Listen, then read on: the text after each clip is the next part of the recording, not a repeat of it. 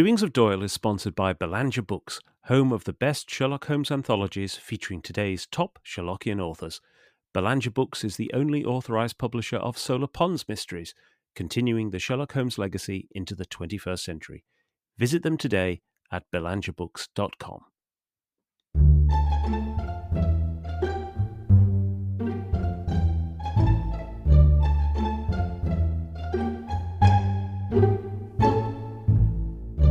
Welcome to Doings of Doyle, a podcast dedicated to the works of Sir Arthur Conan Doyle, the creator of Professor Challenger, Brigadier Gerard, and of course, Sherlock Holmes. I'm Mark Jones. And I'm Paul Chapman. And together we'll be exploring Doyle's eclectic bibliography to understand more about the great man's life and work. We'll be discussing his fiction and non-fiction, the well-known and the obscure. And stopping by Baker Street along the way. You'll find out more at doingsofdoyle.com or follow us at doingsofdoyle.com on Blue Sky. Hello and welcome to episode 76. Now, if you were eagerly awaiting our discussion of the Mazarin Stone, and who wouldn't be, we have to disappoint you for another month, because we are delighted to be interrupting our scheduled programme to talk with two guests we've wanted on the podcast for a very long time. Now, I'm sure everyone listening will be familiar with the Arthur Conan Doyle Encyclopedia. It's a resource we regularly use and reference on Doings of Doyle, and frankly, it's invaluable to everyone working in the field. So to discuss the encyclopedia, we are very pleased to be joined by its creator, Alexis Barquin, and recent recruit, Mark Chadderton. Alexis is the creator and curator of the Arthur Conan Doyle Encyclopedia, the world's most comprehensive online resource dedicated to Sir Arthur Conan Doyle. He lives in Paris, where he works as a web director for a market research company. He's been a Sherlockian and Doylean for 40 years, and he was one of the co-founders of the Sherlock Holmes Society of France in 1993. Mark has recently joined Alexis to help develop the encyclopedia. He lives in Swanage in Dorset, where he works for his local independent funeral directors, having previously been a civil servant. He writes for a national music magazine, runs 3 independent record labels and a book publisher, and is webmaster to a huge music archive website. Gentlemen, welcome to the podcast. Hello. Thank you. Hello, gents. We're going to start with the usual question. It is the basic, but we want to know this about everybody. So to both of you, how did you first become interested in the works and the life of Arthur Conan Doyle? I first became interested in Arthur Conan Doyle when I was studying chemistry at university in Paris in the early 90s, because Sherlock Holmes was known by some chemistry students because of his knowledge of the subject. So I was curious to read the stories, and I luckily in front of the university there was a bookshop just opposite, which was also a publishing company, and they just at the same time published a 21 volume series of Conan Doyle's complete works in French. So the fun fact is that this series was not starting with Sherlock Holmes. It was starting with 13 volumes of non-Sherlock Holmes stories. So the pirate stories, the medical stories, all the stuff that we know. And so I discovered Conan Doyle like this. I thought it was an excellent storyteller before reading Sherlock Holmes. And it was the variety of genres that first attracted me. I had the feeling that I was entering a vast world where I could enjoy for a long time. So, and it was true. Yes. and Mark? Well, I happened to watch a BBC 4-part adaptation of The Hound of the Baskervilles. I was just about to turn 16, and it starred Tom Baker. I haven't seen it since, but I imagine it would probably be terrible were he watching that. But I obviously enjoyed it because as a result of that, my parents brought me the book for Christmas that year, and that was the Penguin Complete Sherlock Holmes with the Christopher Morley introduction. it's a cream and silver cover with a silhouette of Holmes on, Oh, yes. published 1981. I just love them straight away. I think I would have probably read The Hound of the Baskervilles first, and then moved on to the short stories. Following that, I didn't really get into anything else Conan Doyle wise, but I remember watching the Rathbone films. Subsequent to that, black and white tea time on a Friday, up till about 84, and then obviously Jeremy Brett came along, and that obviously really got me into the Sherlock Holmes stories. And as a consequence of that, I joined a few societies, Franco Midland Hardware Company, the Northern Musgraves, and it was probably around about 1989 that it sort of all exploded for me, because at that time, the Northern Musgraves and the Franco Midland Hardware Company were focusing more on Conan Doyle, and the Conan Doyle Crowborough establishment formed. And I got to know Malcolm Payne, who's one of the founders, and basically took it from there. So I subscribed to the Sherlock Holmes Journal, Baker Street Journal, and I think the first time I veered away from Holmes was probably about 88, 89 when I read his autobiography. And then from then it was all the short stories really for me. Yep. Brilliant. That sounds great. So interesting, coming from slightly different routes on this one. Alexi, when did the idea for the encyclopedia come about, and what are its origins? I was like Mark. I was a Sherlockian first. Even if I read Conan Doyle non-Sherlock Holmes stories first, I was hooked in the Sherlock Holmes, and I wrote pastiches and studies in the French, a little fanzine it was existing. And then I co-founded the Sherlock Holmes Society of France with my friend Thierry Saint-Joannis. So my Sherlockian life started there, and after I would say 25 years of Sherlockian activities, I felt that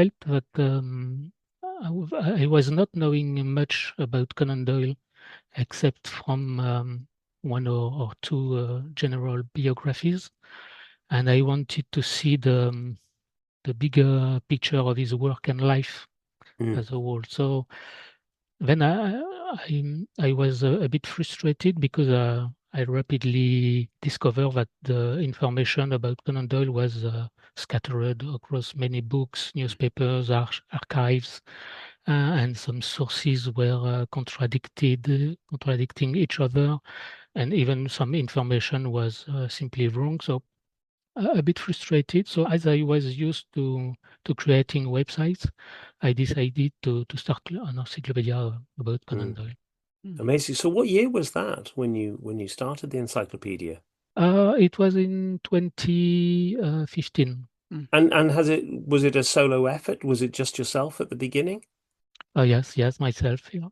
Because I was in my profession as a web developer.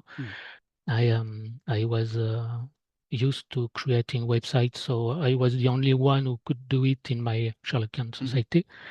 I already created some other websites. Maybe you know the Sherlockian Who's Who. It was now it's closed. It was a website with like 1,500 Sherlockians photos from 600 societies. It was a big website. But it was before Facebook, and when Facebook arrived, it was not very useful anymore. And so, yes, I was alone, and I am almost still alone now. Well, that brings us to, let's get Mark in at this point then. So, Mark, you've just joined. What's your role, and how are you involved in the encyclopedia? Well, I suppose it all started because I was messaging Alexi quite a lot. If I found anything, I would send it to him, and that went on for a while. And then he invited me to sort of join him and do the social networking, which I've got various other social networks that I run. So it's just really to help push the Arthur Conan Doyle Encyclopedia out to more people. just regularly post about things and just make people aware of exactly what is on the site and what you can do on the site, because it's stunning. It's vast. The amount of things that Alexis has uploaded is just incredible. It really is. I mean, I can't thank him enough for what he's done for Doylean studies, really. I personally turned away from Conan Doyle about 25 years ago because I found it really frustrating that people wouldn't share what they had in their own collections. And I found it quite hard to come to terms with that, because I really wanted to get into quite a bit more research on Conan Doyle. If Alexis' website had been existing then, around 2000, I wouldn't have turned away, because it's basically what I've always been looking for. It just helps bring people together with their Doylean interests, and I think it just connects people really well. Since doing it, I've had various conversations with a lot of other people regarding it, and we're all of the same opinion. It's essential. Yeah. It's I mean, I think Mark and I would both say on this, it's when we're putting the podcast together with each episode, it's one of the first ports of call is to go to the encyclopedia, see what's on there about a particular story, and I'm in awe of the amount of information that's up there. It is absolutely incredible, and just it's an amazing resource. That anybody interested in Conan Doyle or Sherlock Holmes, it's an essential. And we were saying before the podcast started that this could quite possibly be unique, couldn't it, as a resource for writers? I'm thinking about other writers who've got websites to them. I can't think of others that are quite as broad and as in depth as this one. I don't know really about other authors. I know there is a big website about Houdini, but it's not a writer. Yeah. But no, I didn't took an example to create the encyclopedia. I just did it as I could, and it was a bit different that it is now. So I have added sections and etc. But maybe it's not perfect. Maybe, but it's the way I did it, and it's just brilliant what you've done with this, Alexis, because it's amazing somebody hasn't done this with other. There's no Jane Austen or Charles Dickens one. This is it's an amazing resource, almost for the Doylean community, and really is a kind of a spearhead of what an important writer Doyle is. It really, I feel personally that this is doing great work for Conan Doyle, and pushing Conan Doyle, let's say, beyond the Sherlock Holmes world, and just pushing him as a serious writer. That there is this sheer vast array of information that is out there about this man. It is incredible the amount of information that's on there, and I'll compare it to something that Mark said on a previous podcast, where he said he got excited when he finds something that he thinks new. He went back to Lance Lindbergh. It was already there. The amount of times I find things and think, oh, wow, I'm going to send that to Alexis. But then it's there already. Honestly, that is a regular part of my day. So, Alexis, can I just ask, how has the encyclopedia developed over time? Because obviously, what did it look like in 2015? I mean, we know what it looks like now, but how is it? Did you start with a smaller portion, or just the Sherlock Holmes, or something like that, and then move out? Or yes. First, it was in French, so because it was part of my Sherlockian activities, so I started it in French, but very, very quickly, maybe 1 month or 2, I don't remember, I decided to do it, to translate all what I did in English and continue it in English, because I felt it was too bad to limit it to the French community. So, but no, it was almost the same, but it was with only a few sections, and of course I started with Sherlock Holmes. But as I work on it every day since 10 years, it's normal that there is a lot of content, because I do nothing else. In fact, when I am very tired, for example, when I did 450 cricket match results, yes, I was exhausted, and because all the names, the scores, and I had to learn cricket rules, etc. And at this moment, I had to take a pause, and I stopped for a few weeks, months. And when I want to relax, I play some chess. I like chess, and I was always frustrated that there is no chess in the Sherlock Holmes stories. Oh, very good point. I'd not thought about that. I think the only mention I can think of is the retired colourman. Maybe I think that's because I think he's I think the. Oh yes, he mentioned a chessboard in the decor. Yeah, I think that, and like you, I'm surprised that that chess doesn't feature a lot more, and you would expect Holmes to be a huge chess fan. Yes, exactly. Chess is mentioned in the White Company. Did you just look that up on the encyclopedia? Of course. So, in terms of the way that you go about curating the content, where is the content coming from? I mean, apart from Mark finding things online and sending them to you, do you have an inbox that is full of things that are being sent from across the world? I mean, where does this all come from? From various sources. Yes, I have a big library like yours on your back.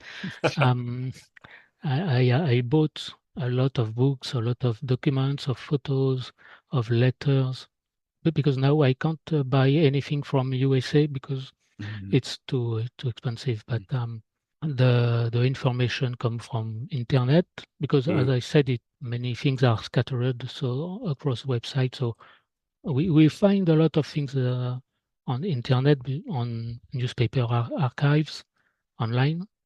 But I have really no method. I don't. When I wake up on morning, I don't have a checklist, and it's really as I feel, what I found, what I find. Yeah, I am not a methodic man. Are there things that are there particular areas that you've gone into that have been your own personal interest? I mean, what is it about Conan Doyle that really excites you or has interested you as you've been pulling together the encyclopedia? I think I am very impressed by the range of his activities. On the homepage of the encyclopedia, I have listed all his activities: writer, artist, patriot, inventor, justice campaigner, businessman, politician, poet, sportsman, physician. There is so many aspects that we can find a lot of information. I don't really have one in particular I prefer. I see it like a giant jigsaw puzzle, and there is a lot of holes, and every time I find an information, a document, a photo, I put it in the puzzle. Well, that's one of the wonderful things about the encyclopedia is every time I go on, there's something new, something else has been discovered and put in, which is fantastic. Mark, what about you? Are there things that have particularly interested you, or particular avenues of Conan Doyle's life and work that you like to delve into? Well, when I sort of first started helping Alexis, I wanted to make sure that as much scholarship as we could get on could be added to the encyclopedia.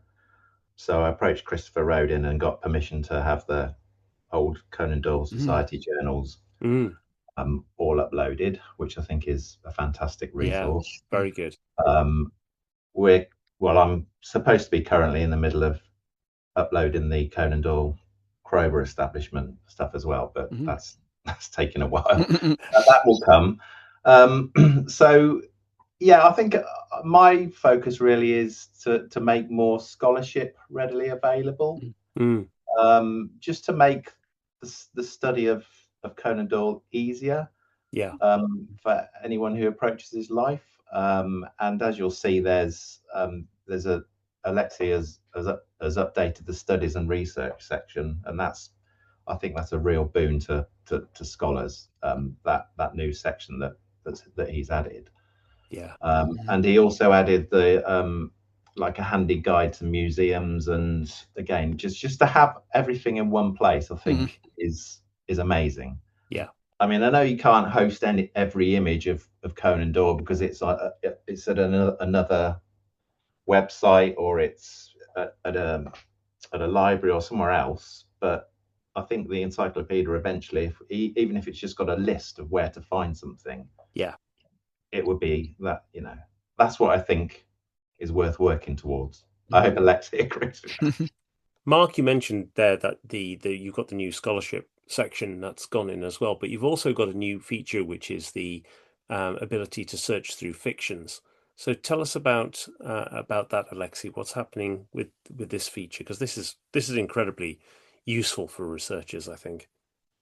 Yes, this is not a new section because it existed since almost the start. But we had a big problem with AI bots, which were attacking this part of the website because it contains all the fictions of Conan Doyle, and I had to put it behind a login and password so that the bots couldn't use it anymore. So I've decided to put login and password and with a paying access so that people can still access it, but with supporting the website. Yeah. So it's the search fiction section is it's just a search engine where to search in all the fictions of Conan Doyle, not only Sherlock Holmes but also all the other ones. Yeah. So it's sitting behind a paywall now, but that is going to helping to develop the website, continue all the good work. Yes. Alexa, are you going to expand that in any? Can you expand that so you could search all his, say, essays and articles? Yes, yes, I could technically. It's possible, but it's very long to do because, as you may have noticed, the text in the fiction search all lines are numbered, like verset in the Bible, so that people could make a precise reference to a line when they are doing some studies, and it's a bit of work. Retirement project.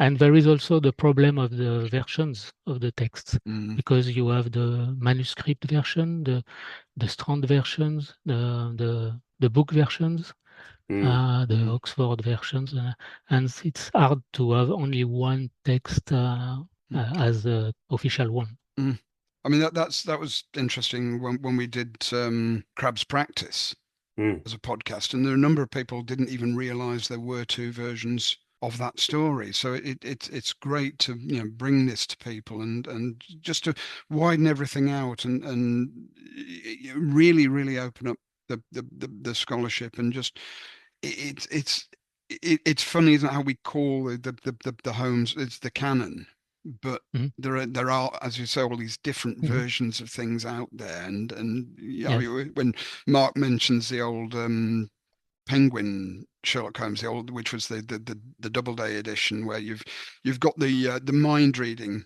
exercise appears in both stories that after Conan Doyle did his chop and change. So it's fascinating to go into all this sort of material. I've got a little side story on that, actually. I went talking about that, the first book that I got, the Penguin Complete Sherlock Holmes. When I went to Edinburgh last year, I visited the Sir Arthur Conan Doyle Spiritualist Centre. And I went late one evening and sort of turned up unannounced, and there was this lovely lady there, and she was trying to sort of not convert me, but sort of extol the virtues of spiritualism. So she took me back to, they had a little library in there, and I went around that, had a look around that, and then I went to the front desk, and on the front desk there was that same copy that was my first Sherlock Holmes book, and I couldn't believe it. And I thought, wow, this is weird, because she told me that she often sees Conan Doyle walking up the stairs when they've had meetings and things like that. So it was one of those weird things, but it hasn't converted me. So, I mean, so you two between you probably have more knowledge than anyone else of Conan Doyle's life and work now. I mean, because you see so much of it coming in all the time. Your head is in that space all the time. Are there other aspects of his life and work that you think are underrepresented or underserviced in the encyclopedia? Are there gaps that you think, people should be, where are the opportunities for the researchers now that everybody is doing podcasts about this stuff? Yes, I think that from my view, there are some things I think they have not been really published about the details of his daily life. I know I was very interested when Malcolm Payne published a recollection of Sir Arthur Conan Doyle by the residents of Crowborough. It was a lot of interviews with people who have known Conan Doyle, I think.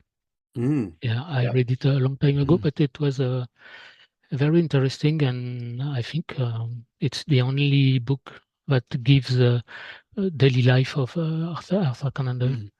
Also, I would like to expand what I have started a bit, but the lecture tours of Conan Doyle's with the chronology of Brian Pugh. We know a lot about the dates, but we don't know a lot about the content, the real content of the lectures. And I have gathered a lot of newspapers articles about these lectures. So a lot of these articles are quoting some passage of the lecture. So we could reconstruct lectures a bit with all these articles. This is something I can do, because I don't think there is a lot of manuscripts of lectures. Yeah, maybe one or two, but or one maybe.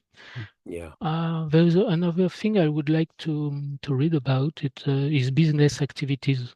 When he was a director of Raphael Tuck company, and also when he started the business of automated sculpture. Unfortunate business, but I think there is not a lot of books or studies on this. Yeah, I agree with that. I got very interested and tried to dig into the business side of things a while ago. I did a paper with Ross Davies about the automatic sculpture company because Richard Lansell and Green, of course, had collected all of the business records. So or at least a lot of the correspondence that related to a legal case where the directors fell out with each other. But and I started to look into other aspects of his business activities, because I think it's an interesting side of his character we don't really talk about very much. But also, it's been largely redacted. One of the interesting things about going to the original letters to his mother in the British Library is that often you'll find there are sentences missed out of the letters in Life in Letters. And it's not for any, malicious reason. It's just that people thought, well, that sentence about share prices is not going to be very interesting to the general reader. But actually, to your point, Alexi, about, capturing Conan Doyle's daily life, it's a really important part that, in a letter to his mother, he can be saying, thank you very much for that French book that you sent me. I've just read it. But he can also be saying, I've sent you this money, and, send me, don't worry about the share prices over here, because I'm going to send you the balance so that you're not out of pocket. And, it gives a more rounded sense of the individual. And he had so many crazy business ideas, including, Kent coal, the only coal in the country that didn't burn. There's probably some good stories in there. Yeah, that's up to date though, isn't it? Coal that doesn't burn, it's good for the planet. Yeah, he was ahead of his time. It was, yes. I was going to mention one of the things that I find fascinating is Conan Doyle's attitude to race.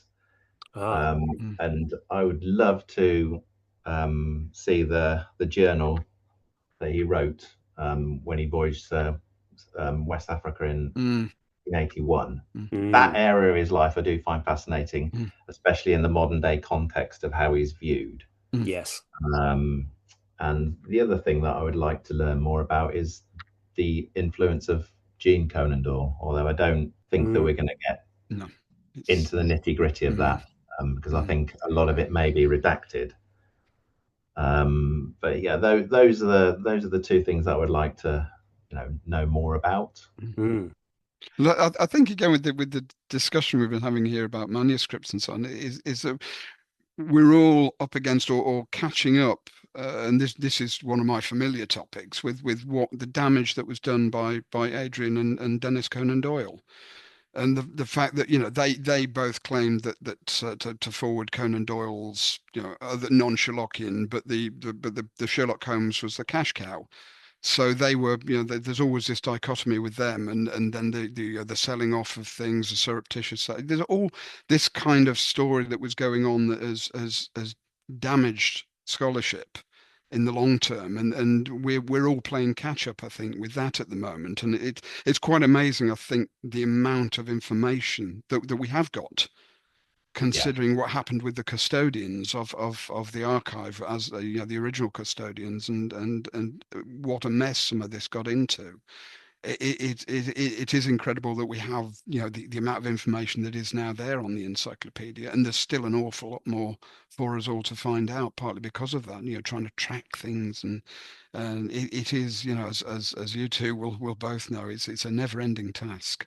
Yes. But that's the beauty of it, and that's the great joy, is actually finding new things, even if they're minuscule things. And I think Mark referred to this in another podcast recently about there's been some great like micro scholarship that comes out on Facebook or in various places.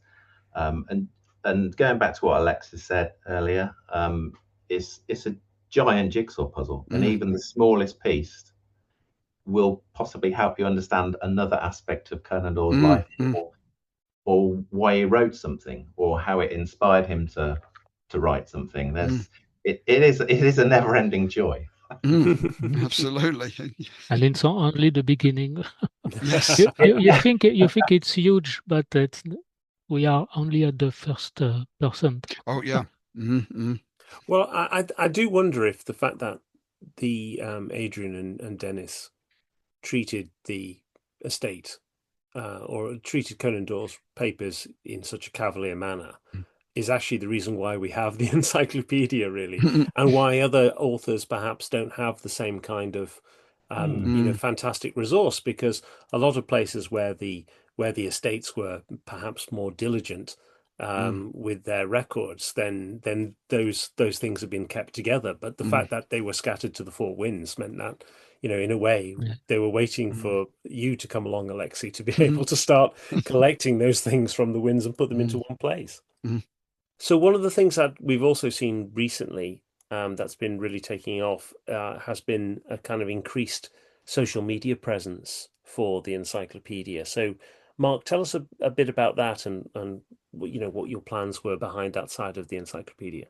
I think the main thing behind it really was to make the awareness of the encyclopedia greater than it was. I think Alexi already he'd started one previously, but got into trouble with that.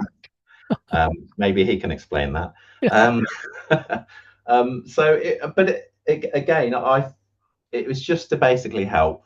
I think as a Doylean, we should all help each other as much as we can, and we should share as much as we can. And that's my whole ethos behind, getting behind Alexi and basically doing as much as I can. Unfortunately, Facebook has now sort of superseded websites, as possibly websites superseded books previously, which is a sad state of affairs. But we can only try and bring it back by perhaps joining all three of those things together. And for me, the encyclopedia is spearheading that. Yeah. as to making posts, that's sometimes Alexi comes to me and says this is a good idea to do. So I'll sort of run with that and make a few posts up. Sometimes I will run things by him, other times I don't. But it's just making people aware and try and push people to use the encyclopedia more and become aware of what a great resource it is. And I can't praise it enough, and I can't push enough the search facility. I know we've mentioned it before, but if people can get behind the encyclopedia and join and maybe donate a little, that would be great. Yeah, absolutely. I mean, tell us about do you have any other plans for how the encyclopedia will develop, Alexi? Have you got things that you want to do, or is this going to be the endless work that you've started on? Yes. First, about Facebook. Yes, I started a Facebook page years ago, and it was banned because I did publish some covers of Thomas Nelson publisher, which was the refugees, Micah Clark, etc., which had there was a dextrogir swastikas on the covers, which at the time it was in 90. It was before Second World War, so it was the swastikas reverse dextrogir, and it was a lucky symbol at the time. And in the Victorian era, it was a lot. It was used a lot. I have some covers and some dust jacket with this symbol. I think it has been reported as some and I lost the channel. Oh no! So, yes. Maybe I was a bit too naive to think that it would be okay, but that still alarms people to this day, doesn't it? People will pick up, lots of those early copies of Kipling have got the cross on the spine that confuses people if they don't know the history of it. Yes, I think many people don't know to recognize the Nazi one and the Indian one, the Lucky Charm one. Yeah, exactly. So I abandoned the Facebook ID, but when Mark asked me if we could reopen a new one, I was very happy that he helped me because I don't have time to add content and do a Facebook page. It was too, so I can't thank him enough. You did warn me not to republish those covers. And try. Quite sternly. But you've been getting good engagement, haven't you, on the Facebook page recently? And, do you have a sense of how widely used the encyclopedia is? Not just the Facebook post, but actually, hits and users and people in the world. Do you have an idea of how extensive the user base is? Not sure. I have the traffic. I know how many people come and visit. It's about 1,200 visitors per day. All right. So that's good. It's not like the big website, but for a niche website like Conan Doyle, it's a lot. Yeah. And the funny thing is that it's also more American people that visit the website. We have like 33% of Americans and only 13% of British people. Right. 13%. So it's half the traffic is UK and US people. Now, how they use it, I'm not sure because I don't have the information. I know from the referrals that it's a lot of universities, schools. So I guess it's students or teachers. Maybe you are not ready to hear this info, but the best web page, the most visited web page are Sherlock Holmes Yes. pages. So we have Mm. if if we have the whole life of the encyclopedia, it's almost 80% of Sherlock Holmes pages visited. My goal would be to find a way to bring people from Sherlock Holmes to Conan Doyle. I have to find some ways on the pages to make some smart links, but I'm not sure how to do it yet. I think this is why, and I think Mark will agree with me on this with the podcast. Why we use the Gothic stories, because they seem to form a really, I mean, they're great stories in themselves, and they form a kind of almost a natural bridge between the Sherlock Holmes stories and then Conan Doyle's wider literature. And then the Gothic stuff can link into other. It's that's the approach we've essentially been taken, as well as the fact that we love the Gothic stuff. That's it's amongst our favourite of his writings. Yes. And the thing is trying to link to get people into Conan Doyle more from the Sherlock Holmes stories. There are huge opportunities because I think it was Professor Darryl Jones. He said something along the lines of Arthur Conan Doyle was the greatest genre fiction writer that Britain has ever produced. Which sometimes I sit back and think about that and think, wow, that is a huge statement to make. And I think one of the encyclopedia's jobs is to sort of get behind that and prove it. I mean, I made a list earlier of all the different genres and what he wrote about, and it's just, if you look at it on paper, it's incredible. It really is. Comedy, war stories, medical stories, things about beasts, which you can link in with the Hound, like Brazilian cat, all those exotic creatures that he wrote about, submarines, aeronautic, horror. There's so much cruelty as well in the stories, which sometimes I will read something and think, wow, this is Conan Doyle. This is supposed to be a popular, safe author of his day. But so some of the descriptions and the descriptive passages that he comes out with, even before he properly witnessed horrors in like the Boer War, is incredible. But as testament to his imagination, really. Like historical ghost stories, Egyptology, spiritualism, farce. Just the list goes on and on. I recently read The Lift, which I hadn't, and I thought, wow, this is like a religious terrorist attacking a tower. Yeah. Talk about being ahead of your time. I mean, I think the only one who comes close is to that sort of is John Buchan. Yeah. But Buchan hasn't quite got that popular appeal that Doyle could speak more widely than Buchan.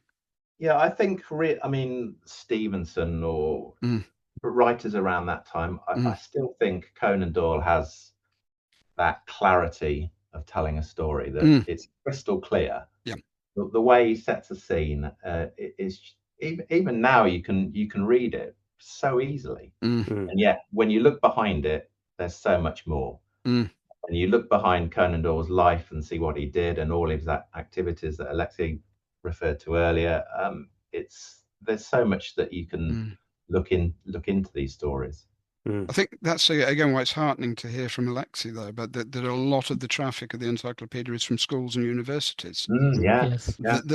We'll all remember a time when Doyle just wasn't considered university material for study, and now it's taking off in a big way. So it's great, and if it doesn't worry me that if schools are using the Holmes stories, because they are the way in. Yeah. And you'll get somebody through it. You will get somebody to read the wider scope. So it's all very heartening to hear that.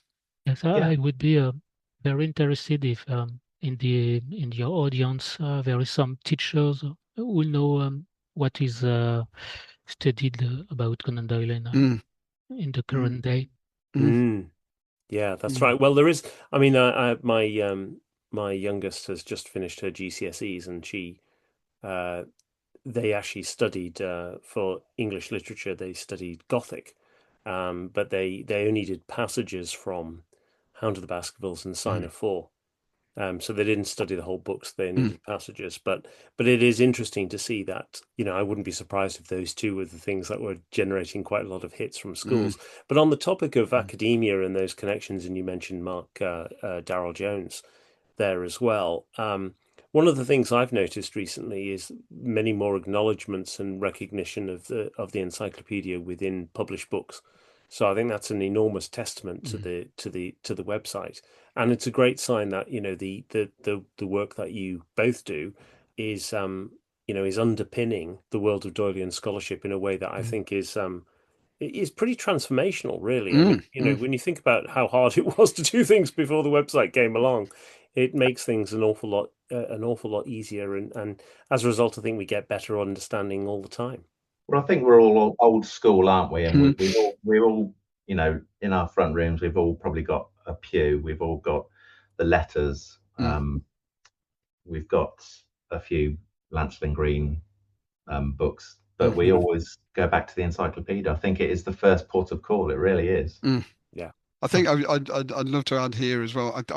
I'd like to think that Conan Doyle himself would be delighted that the encyclopedia has been started by a French enthusiast, because Doyle himself was such a fan. He was brought up on French literature. His mother used to read the reviews of Le Monde, and I think he'd be absolutely delighted that this enthusiasm is coming from a country that he respected enormously and loved the literature.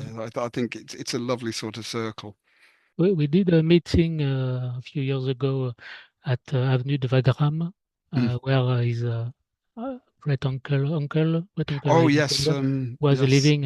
I mean, he's my Michael Conan is an enormous influence on Arthur Conan Doyle, and he's some of that whole, again, like Conan Doyle's mother, he's bringing French influence into young Conan Doyle's life. And I've anybody listening back to the podcast will know that I really enthuse about this, and I think it's something that is a really important part of Conan Doyle's literary development is his love of French literature and of French culture.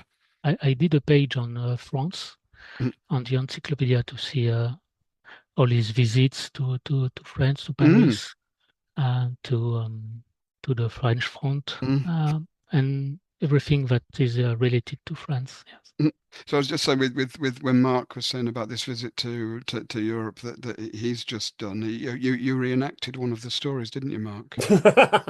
I might put it in the show notes. There is a photograph of me falling asleep in the Egyptian section of the Louvre. Well, look, tell us then how people can go about supporting the encyclopedia, because I mean it is a phenomenal resource. We use it all the time. And how can people go about supporting? How do they get involved, Alexi? Yes, they can support in many ways. Of course, the money is always useful because there is a lot of things to pay. But and also when they do a donation, it's also a mark, a way to thank the work, and even just an email to say thank you, great job. It's a source of motivation, of course. But they can also send just any information, scans, photos, link. I have a page where I list all contributors and all contributions. So Mark Chadderton is the first contributor now, with more than 1,000. Oh, come on. You must be about 6 million. So it's a competition now, is it? Yes. I had a bit of a bet with Matthias Bostrom about who would get into second place. And I must admit that did spur me on quite a lot.